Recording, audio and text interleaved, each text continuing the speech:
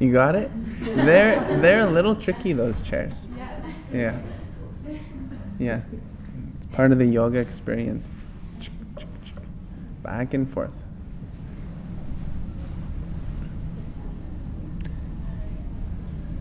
Joyous is good, you know. Joyous is a good sensation. Especially when a part of the yoga path is this concept of back and forth. There's this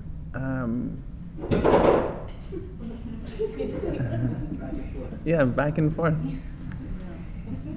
It's like a built-in mechanism within life where sometimes you feel like you're going ahead, and then other times you feel like you're falling behind. Other times you feel that you are right in the middle. So to have a tuning that is joyous is actually really good. It makes life balanced. And I think that that's probably why we all take on a practice, whatever that practice may be, is to cultivate this element, key element called balance. So that the inevitable ebb and flow which is there is only felt as an ebb and a flow. And that then you can choose to dramatize it as much as you want. And actually for me, that I do that often. I over-dramatize for fun. For that, comedy relief. It's like everyone knows that, this is challenging. So just putting in a little bit of zest into that challenge it's funny. Because you know, everyone knows. We're all kind of nodding our heads like, yes, I know that one. But at the same time, even though it's kind of fun to bring a little bit of haha into it, at the same time, it's a developing understanding that, this is actually where I need to go and what I need to develop within myself. And that which I'm feeling resistance is that a very experience that I need to go into. And we all know this again. I mean, this has been talked about for thousands and thousands and thousands of years. All the great books talk about it. But it still exists, and that's the amazing thing, is that it still exists. So there is a built-in mechanism inside of us that is cultivating and creating a resistance. It's not outside, it's inside. One person sees an obstacle, and another person sees an opportunity. So in that, there is an incongruency.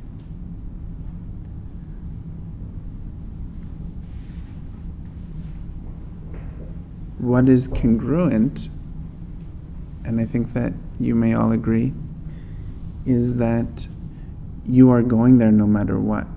So your mind actually visits the experience that you are developing, the outcome that you wish to bring to fruition, the doubt or obstacle that is there.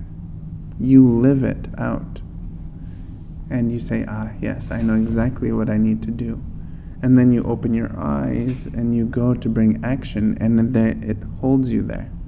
Do you guys, you know what I'm saying? So the simple joy that we have, one of our simple tasks, is to wiggle our way through all of this tightness, the tight spots that exist inside of us. Physically, yes, as we move from posture to posture, this is an aid, and is developing an ability to open up inside here, inside the mind. And that's actually where the real depth to any practice comes from, is unlocking the potential within the mind. But once it's unlocked, then having the tools ready to then do something with that potential. Because the opposite side of that is frustration.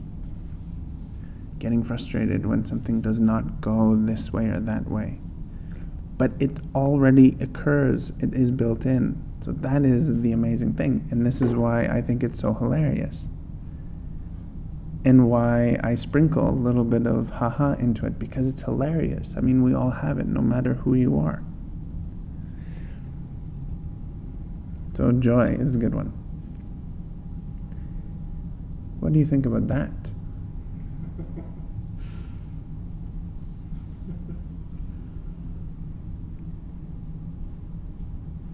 In terms of meditation, your personal experiences of meditation.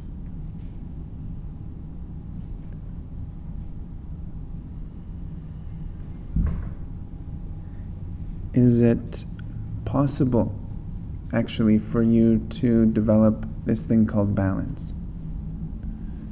The technique that I teach is actually called Sattva Ananda.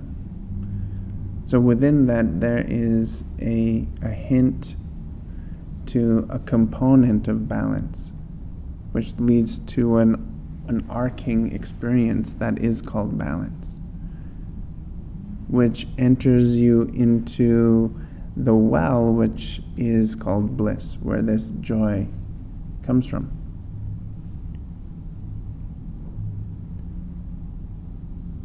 So this is where we keep leading our conversation to. It's been now 3 classes, and our classes keep going as a conversation back to this.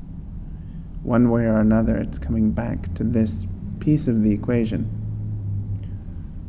So because we keep coming back and now there's a pattern that is formed, it's important to really recognize, 1, that there's a pattern, and 2, that maybe this is a piece that we have to now work on. Within our personal meditation, if you are seeing some sort of reflections that you can recognize within your own personal experience. So to listen to the word balance, to feel a presence of balance, to begin to manifest that as a mental state, and then to build strength around that balance without developing expectation, without becoming too goal-orientated. But at the same time, you must set the bar at a particular level within your personal experience of meditation. And that is the finessing that's been occurring for a long, long time, which leads right into life, again and again and again.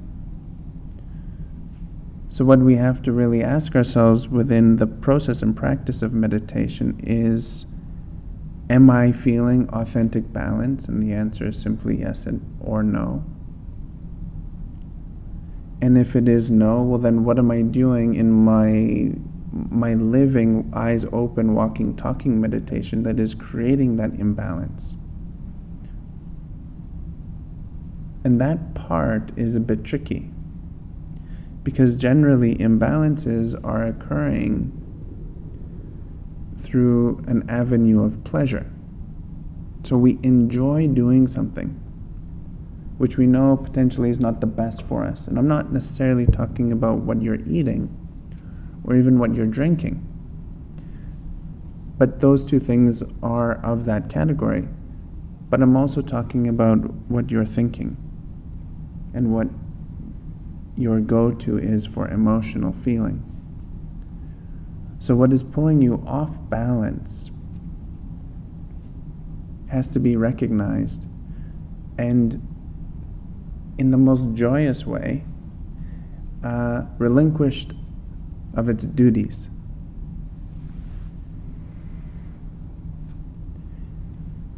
And meditation actually lends to that. So you sit, closing the eyes, you feel incredible sensations, some sensations that they have not yet created words for in the English language. which then feeds directly into the experience that you're having in your day-to-day. But in order for that to be sustained, you have to make specific decisions throughout the day. And that's the part for, again, a long time that practitioners of all kinds of disciplines have been coming up against and not quite ready or yet to make those next steps worth of decision. So it would be an interesting practice, just for a day, taking it one day at a time. We don't have to enter into even 2 days or a week, because that could be a lot. But just one day where you're just going to simply follow the thread of balance, no matter what, and make decisions based upon that experience. Now, where would it lead you?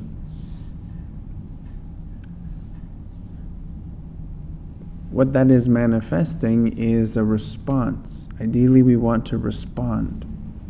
A response is slowing down and becoming a little bit more calculated in your movement. Your awareness level increases. Your mindfulness expands so that you can see the big picture and the small picture simultaneously. The reaction is wishing to see the big picture but trapped within that small picture, and spinning around in circles and bouncing your heads off of the walls because it's so frantic.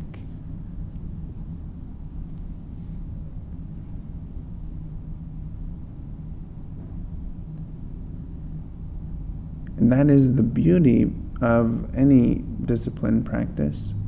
Because of your own fruition, you are actually being a part of something that has been going on for a long time. So it's not anyone who is telling you this. You are experiencing it. I'm explaining a concept just for the sake of reinforcing your own belief system and understanding around it, but also to stimulate a personal challenge inside of you.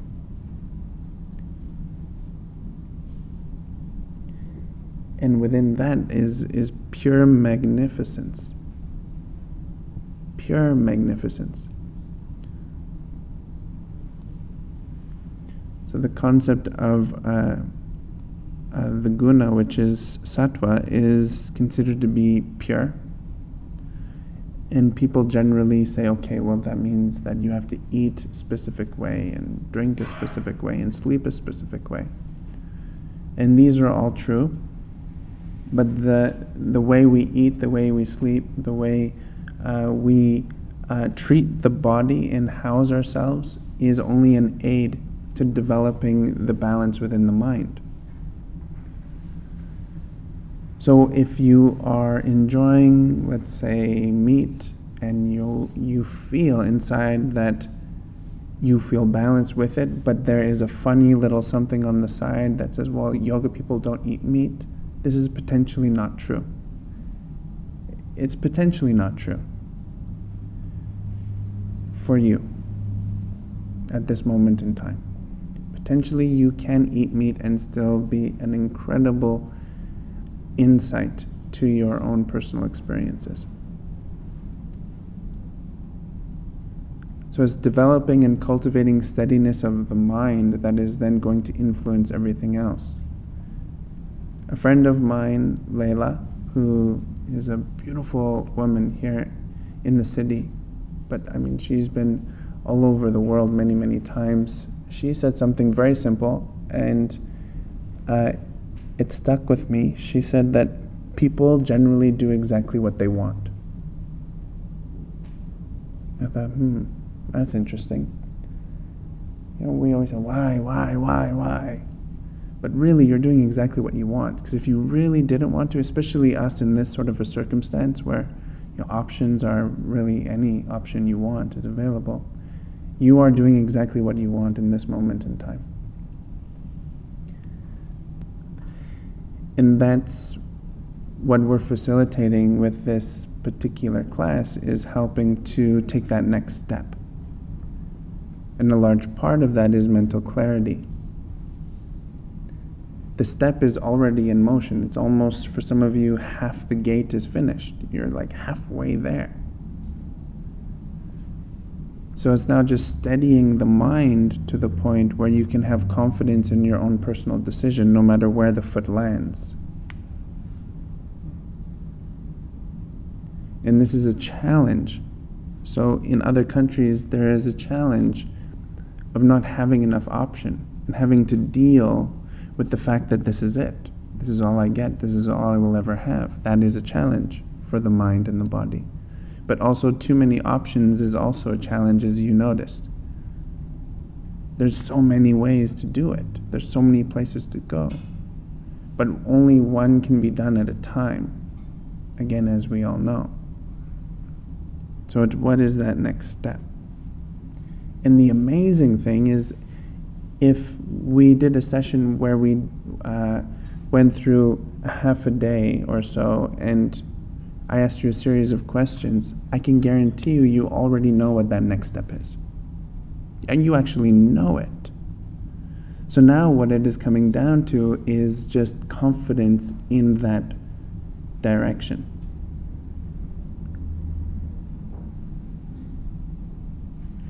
And that can be anything. It doesn't have to be changing your work or anything like that. It can be just a way of thinking or a way of seeing the world. So this is the beauty, is that the inner and the outer are synonymous. Is that the word? Synonymous. They are like that, together. So one is moving with the other. It's the great dance. This is dancing. One-handed, all the hands, all the rest of the hands and the feet up in the air. This is an incredible dance move.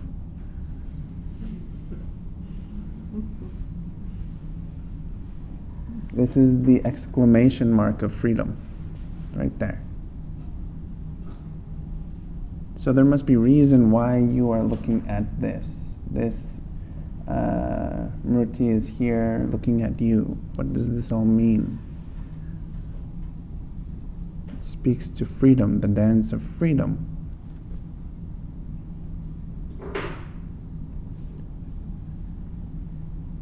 Sometimes we observe reality around us and we don't necessarily pick up on the potential that something is actually looking at you as much as you are looking at that something. Like, for instance, there's a Ganesh here as well. And I mean, the simple explanation for why Ganesh would be around is to remove obstacles. So anything that is challenging, it is helping to alleviate that. So Ganesh is looking at you with these wide eyes saying, I'm here, present. And then we come in and out, potentially noticing, potentially not. But like with any relationship, if you ignore something, what begins to happen? But if you give a little bit of energy and attention to something, then what begins to happen? And this is the process of practice of meditation, is cultivating a deepening of understanding of where you put your attention and where are you actually attempting to ignore. Because where the attention goes, the prana flows, as they say. Prana is the giver of life, so everything and anything that you wish to bring to fruition needs your attention, cannot be ignored. But if you wish not to bring something to fruition, then you must stop putting your attention there. But we say, my mind just will not stop going into that thought pattern or into that emotion. And you are creating a true statement. You're right, it cannot stop. But what we all know is that we have the strength, we just don't have the discipline to stop it. Because discipline is not fun. There's no excitement in discipline. Boring.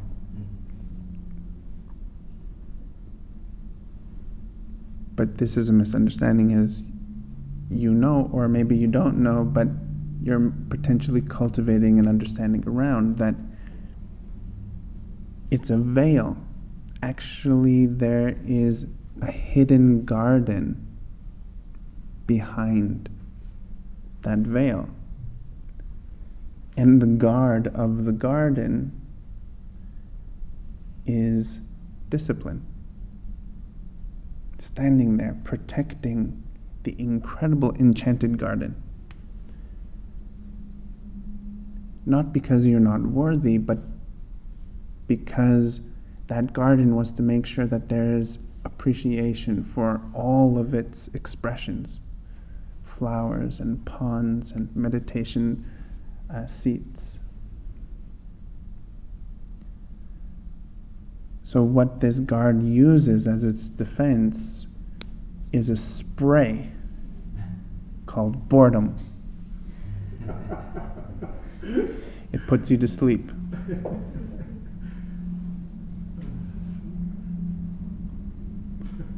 But this guard is on your side, as a teacher. So discipline is the teacher. And every time you wake up and say, okay, today's the day I'm going to do this thing.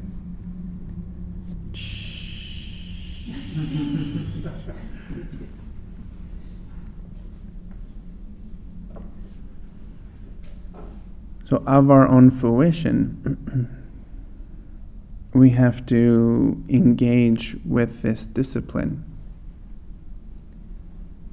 and make it through it. That's the beauty. And your practice of meditation is what can take you there. 100%. I can guarantee you that. If you observe where you're going and decide you're no longer going there, and just keep rerouting your attention and discipline into the space between all of the activity. Science is going wild right now over the mind. The mind is truly the final frontier. We have no clue what the mind can do as a collective human race. Yet we have no clue. But we get these glimpses of its potential all of the time. And then there's these front runners many, many years ago that plunged into the mind and went through all of the intensity to get to that garden. So what I'm saying is that the level of discipline necessary has been shrunk dramatically over the effort of others. Why? Because we are a collective consciousness, which we talked about last time. There's a collective, and you are the individual that is experiencing it. And you should actually capitalize on the fact that it has been done before and become incredibly keen listeners, incredibly devotional and grateful, in gratitude, not to any one in particular, but to the collective effort that has been exuded for centuries. And you are a part of it now. The moment you decided that I'm going to take on a meditation practice and develop and understand myself, you became a part of that. So everything which is coming up is exactly what you are learning about in a joyous way. Man, this is joy. Are you not enjoying? Take an inhalation for me right now, please. That feels good, no? Exhale even better sometimes. So in it, you are built to have fun. You are built for that. So no matter what you're doing. Sage learned this word boredom. I was like, well, where did you learn that? This is boring. Oh, where did you learn that? But then he counteracts it by, in the morning. So this morning, wakes up. He's sleeping, snoring. Okay, he's sleeping beside me, he's snoring. All of a sudden, ding, he wakes up. Papa, is it morning yet? And then he stretches. How does he stretch? Full back bend. In the bed. He does full back bend. Stretches. He's like, oh, Baba, you should do this. This feels so good. This is a deep stretch, morning stretch. Full back bend in the middle of the bed.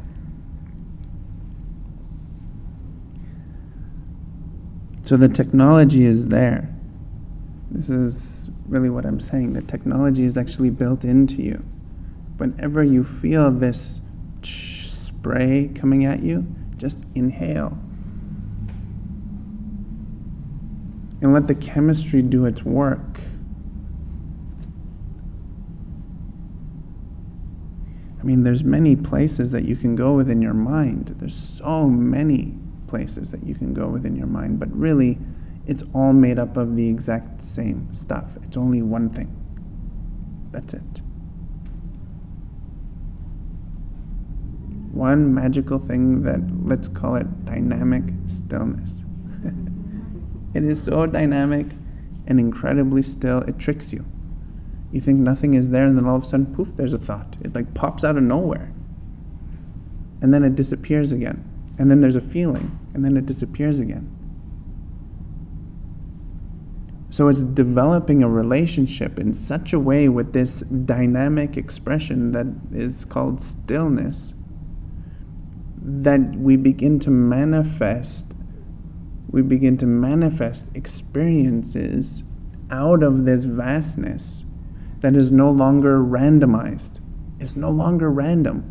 It's actually completely succinct to that which is your intention, to the reason why you are doing this, your meditation. And that alone is the little fire that you need to burn away all of the spray that is there and smoke out this perception of boredom, so that then you can start to fill that space with the joy that you already have, with that ananda that is coming from being balanced. Balanced mind, balanced body, balanced breath. You could argue that, my life is so unbalanced, but when you sit like this, it is balanced. 5 minutes at a time, it is increasing in balance. So this is now filling the space where the spray was within your discipline. So now joyously you are starting to experience it. I once sat with a pundit for a few days. People called him Panditji. He was a Krishna. And he was a beautiful guy. I mean, he was getting old. And so much energy, just vibrant. And he looks at me, and I had a big beard and long hair. And he starts telling me this story about how he came to be a Krishna. And he said he was the forest yogi, big beard, long dreadlocks, nails, the whole thing, sitting in the forest. And Prabhupada came to him, who was a very strong teacher. And he said, "You think that you are serving people?" Because he asked him, what is it that you want to do? What is it in your life that is so important? He said, "I want to serve." And he said, "You think that you're serving people by sitting out here in the forest. But if you really want to serve people, then come with me. Shave your head, put on these robes, and then we'll see what service is." So he did. And he had all kinds of habits, that he was into, sitting out there in the forest all by himself or with other babas. They get into conversations and so on around the fire. But he disciplined himself in such a way that God always came first for him. So this was his practice. God is his practice, the devotional side of, our humanity. And he would not put anything in his body that would be a stimulant. So no coffee, no anything that would stimulate him away from that experience. And someone could look and say, well, that's tough. That was a mean teacher you had that did that to you. but it was of his own fruition.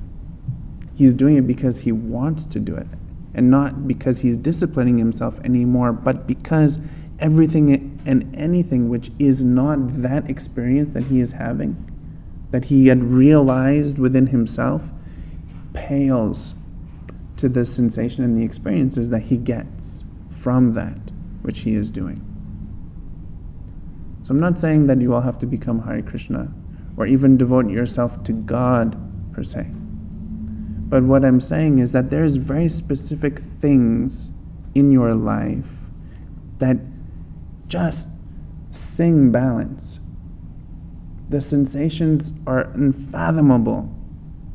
They are beautiful, and that is what we have to develop while we go into all of these other areas that we have to go into. This is the thing, you are going there. But the buoyancy that you create through your own personal practice, and now we're leaving this concept of discipline, just we've already established it. We are now rising above the discipline, we're walking into the garden now. So from your own personal practice, the buoyancy that is collected, truly, you just simply skim along at a very fast rate towards that destination, which you see. Beautiful garden. But this is a very, very important point, that we do it without setting the parameters of a goal and the attachment to an outcome. But at the same time, you have to have such a fever towards that direction. Now, how to do that? That is up to you. So how you will manage that is up to you. And that's actually what shines that individual up, what shines you up. It makes you shining bright, because you begin to understand how to enrich your life, get exactly what you want, truly what you want out of your life, and leaving the rest. So that which was not for you was not actually for you. And you have the wisdom now to discern between the two. And that is pure magic. That's simple, ordinary, everyday magic. And it comes through a simple process of meditation. But not only meditation, of anything, if you direct your mind like that. But meditation is one of the fastest ways I've seen. One of the fastest. Any questions? Or comments? Yes? Well, in determining the discipline or a piece, and I was just thinking, well, and you had said, it's not just what you eat, but I'm just thinking maybe interactions or something, like driving. In your mind, if not out loud, cursing the fellow in front of you or beside you or whoever's causing distress as you're driving. And you say, well, I'm not going to do that because that sort of throws me into a bit of a tizzy and I don't need it. It puts me off balance. Just disciplining, saying, I'm going to not do that. Yeah. Okay, so you break down and you do it again. You say, okay, try again. Yeah. Is that a piece? That's exactly it. Oh. And every time you visit it, and even though you might fall off the wagon and do it anyways, you actually put one brick down that is solid. So you made the decision, but you didn't follow through, which is fine. But you made a decision, and then over time, that tendency is lighter. So the connection within the brain starts to weaken. That's not automatic, no. It's not automatic. Some people it is. They're the austere ones, stoic, not doing it. And then they just sit, non-moving, doesn't matter.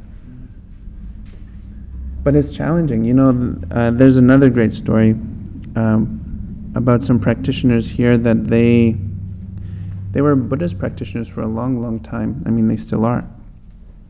But there was a particular monastery that monks would sit 24 hours, 7 days a week, and they would actually tie themselves into the yoga pose.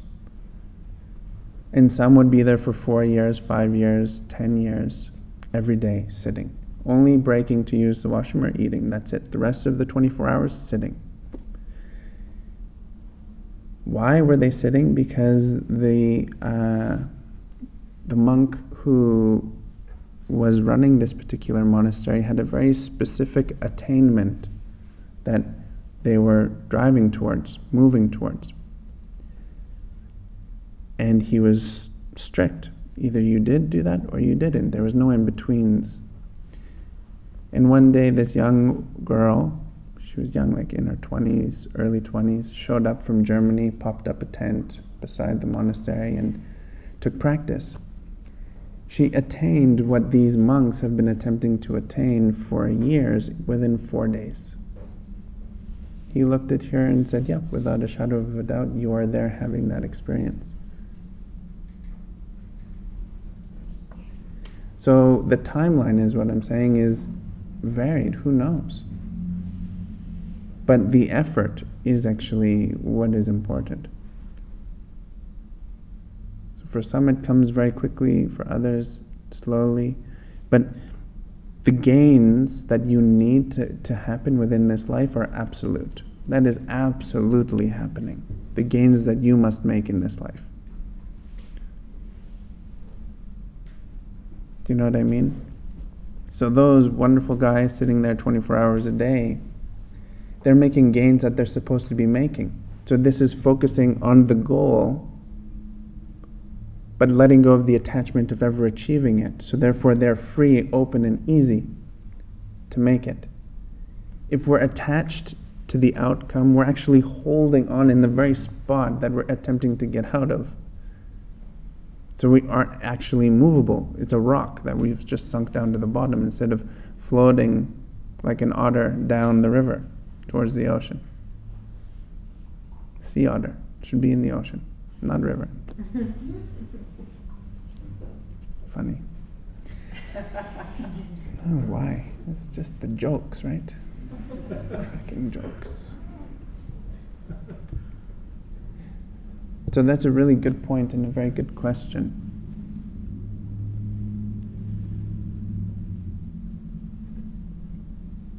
You see life in the way that you're supposed to see it. You just wipe out everything that is not necessary, and then you're able to see it clearly. And then it gets all muddied up again. Then you just got to wipe it clean again. Do it twice a day. Sit in meditation morning and night. This is bookending your life. Your waking life and your sleeping life with meditation. Last thing you do before you go to sleep, first thing you do in the morning. This is a very good routine. Like the monk, the first thing he does not put anything into his system before he does these particular exercises or this particular practice to set his mind, and then all of a sudden he can go on. But for that particular monk, the Hare Krishna, if he were to drink coffee, well then coffee comes for him before God. Chocolate becomes before God. Food comes before God. But that's not his practice. His practice is God first. So you have to understand what is it that is important to you, and you must put that first. Everything else comes second. If we do not put it first, then it gets lost in translation deep down. Because we are busy, we live busy lives. Our ashram is not just sweeping the floor every day. We are fully running in a joyous way. Yes? What happens if you have things, can you have more than one thing that is important? 100%. You should have, you have things that are important. Many, many things. But chances are high you can narrow it down to one sensation, one experience, one task that then you focus on, that will then enrich all of those pieces that are important. So from one access point. The Persians actually were very famous at heating entire cities with a single fire through an intricate piping system. but it was one source that was heating it all. Yes? How do you lose expectation but maintain desire? This is the art. So it's letting go of that which is not needed, meaning you become a minimalist in what you're holding on to. You're minimal, simple. But those simple things that you are holding on to are exactly the ingredients that are necessary. Does that make sense? Because there's many things that we hold on to that are not necessary for the journey. So we have to minimalize it and develop a calling, or tune our ears to hear the calling that's inside. I mean, we all have this calling. It screams sometimes, and then other times it's very quiet. And when it's quiet, that's when we feel wayward and lost and not knowing what to do. And when it's loud, we feel like we're on task, on mission. So it's tuning the ears to listen to that calling, and then becoming a little bit decisive in the direction, or in that which you need and that which you can let go of. You must become decisive. And that is an art, which everyone is capable of. That's a really good question.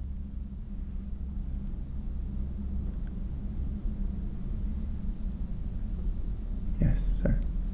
Is it possible to reach the highest levels of meditative self-introspection and compassion while still eating meat? That's a good question. And it's a really good question. It's a question that I've contemplated for a really long time. And I'm pausing for a moment because I want to be as respectful as I can to everything. The animals, the people, the flowers. And through my contemplation, I have thus far discovered that everything is a vibration. Everything is actually conscious. It's whether or not we recognize the consciousness within that, like this carpet is conscious. I mean, science may say, no, this is inanimate object, but as you look deeper and deeper and deeper, there's worlds inside this carpet of life.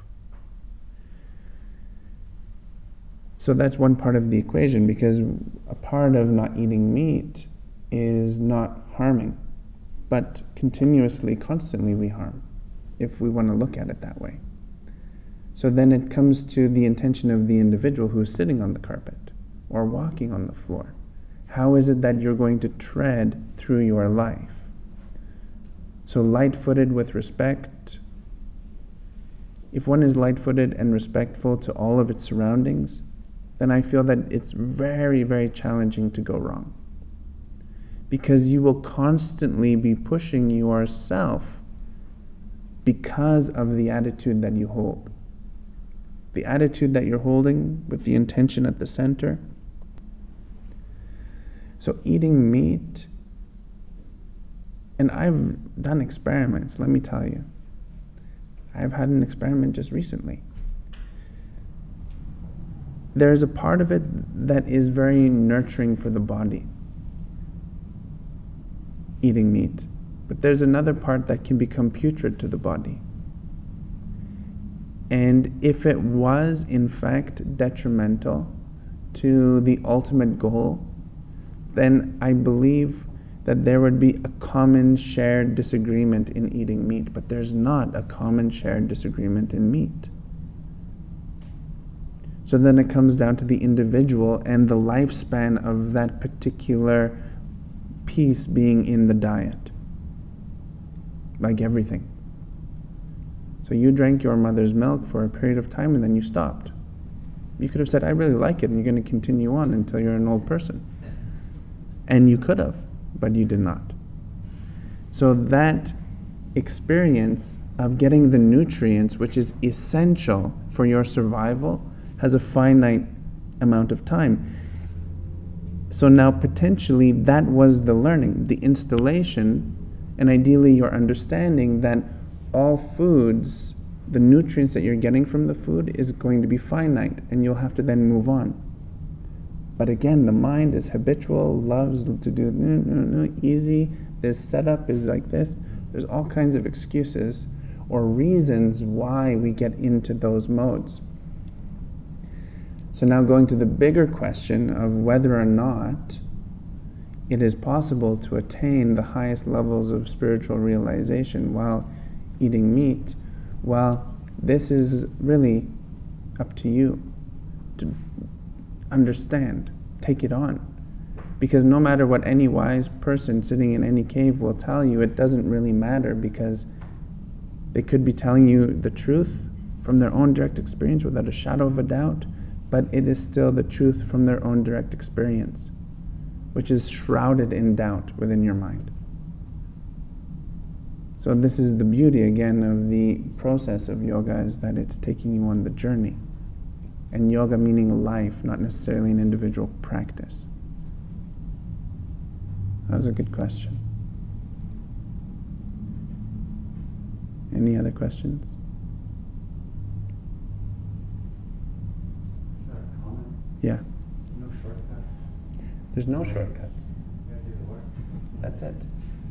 You get the calling to go this way, and you look and say, I cannot believe that I'm getting the calling to go that way. And you just start walking.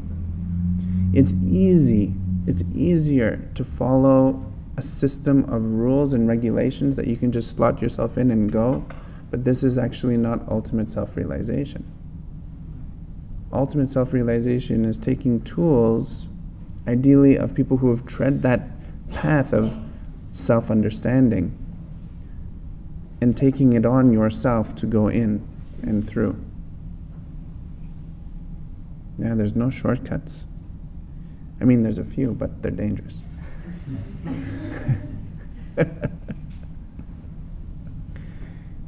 Please close your eyes.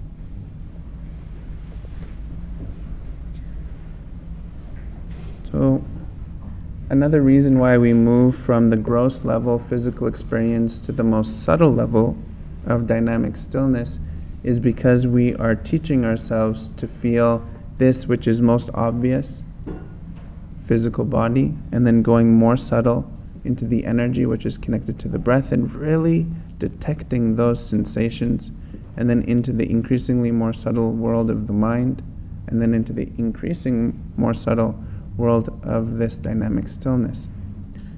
And through our process, developing an understanding about how it's just one shared space, compartmentalized for a moment, because we have decided that it is different. That is the only reason. Other than that, it is all one.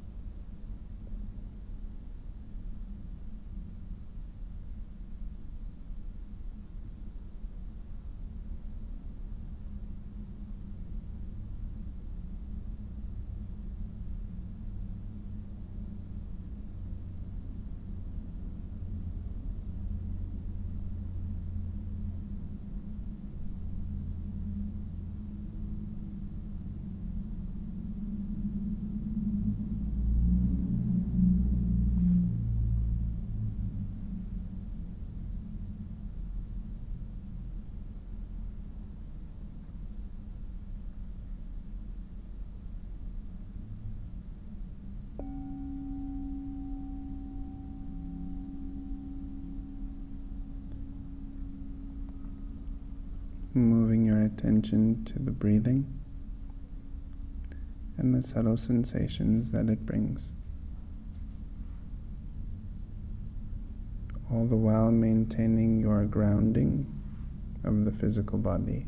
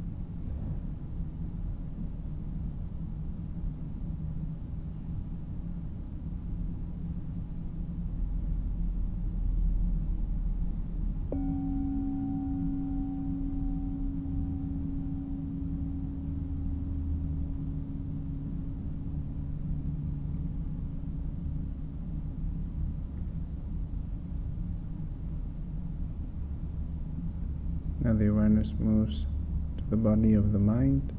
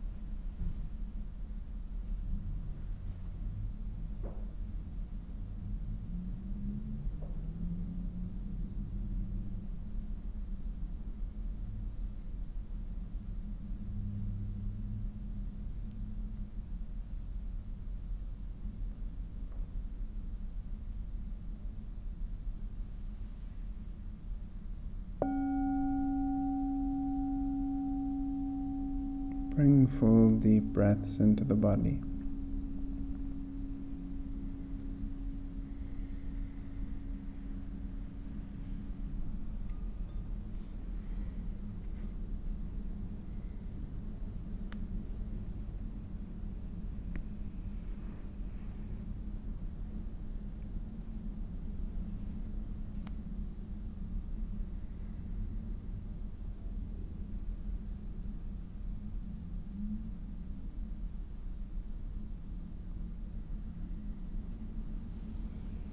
Keeping the eyes closed, bring your gaze into the space just there in front of you.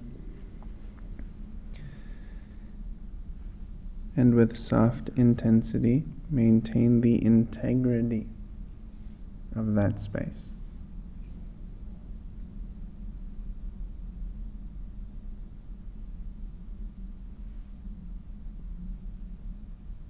For 1 minute.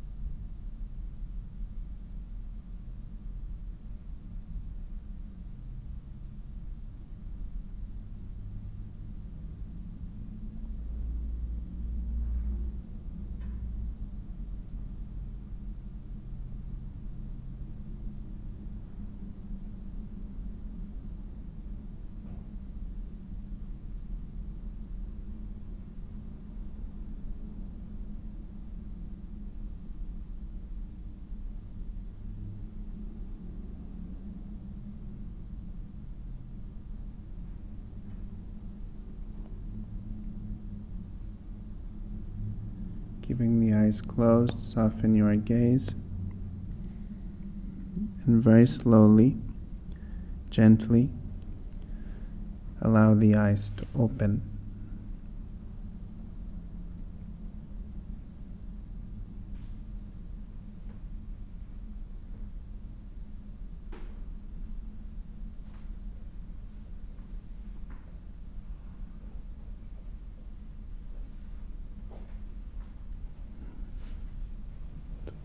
Two last things.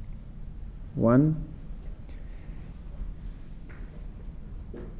the process of meditation is about embodying. Embodiment. You have physical, you have energetic, and you have mental. Many times we compartmentalize to say, well, my lungs do the breathing, this thing up here called mind does the thinking, and I have a body. But really, the exact same blueprint of physical body, there's an energetic body and a mental body. Three are becoming one. When you breathe, you can feel it through the nervous system. I mean, this is a little bit of proof, but you will prove that to yourself over and over and over again. So that then what you are feeling, what you're seeing, what you're being, what you are becoming is met on a cellular level. Cellularly, you are becoming this. Everything is becoming that. And the second thing that I want to say is that when you close your eyes, or even with your eyes open, and if you do not like what you see and what you feel, what you see yourself as, this is then not the truth. You are not being shown the truth. So you should not believe it or be attached to it at all. The reality, as funny as this sounds, is that you are heaven. You are the experiencer of heaven. Meaning the elations, the beauty that you conceptualize maybe as being heaven, this is actually you. On a real level, is true. It's not just something that people say, it's a reality, it's possible. This is actually where all disciplines point to, is that joyous bliss that is heaven, on earth, real time. Everything which is not that is not true. Potentially, you are feeling these experiences of heaven, but around you looks like hell. This could be true. Because we are all one, we are all on the same playing field, but the same playing field has an interesting topography of up and down. What to do? So a wise person once said to me, "You do you, and let everyone do themselves." That's it. Just focus on yourself. Everything else will get done. Heaven is there. Thank you very much, everyone. Namaste.